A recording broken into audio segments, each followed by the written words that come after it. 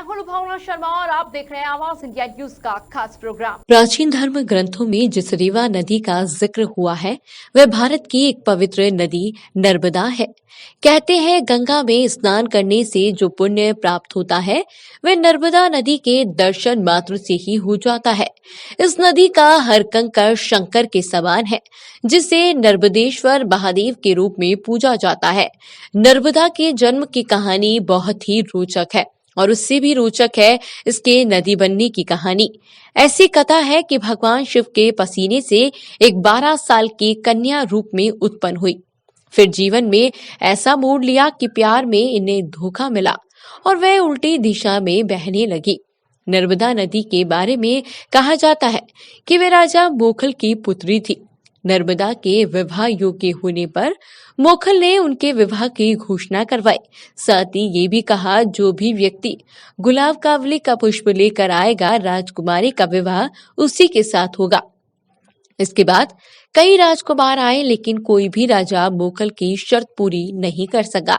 तभी राजकुमार सोनभद्र आए और राजा की गुलाब कावली पुष्प की शर्त पूरी कर दी।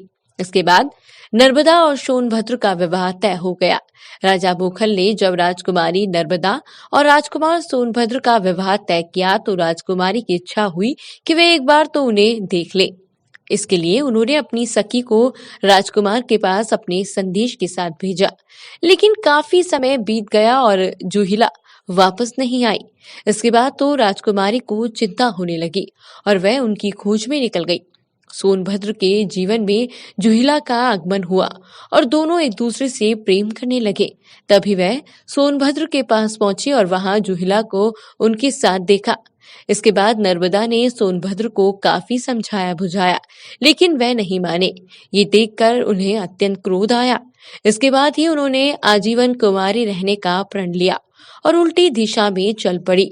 कहा जाता है कि तभी से नर्मदा अरब सागर में जाकर मिल गई। जबकि अन्य नदियों की बात करें तो सभी नदियां बंगाल की खाड़ी में मिलती हैं। फिलहाल के लिए इस प्रोग्राम में बस इतना ही। बने रहिए हमारे साथ, देखते रहिए आवाज इंडिया न्यूज।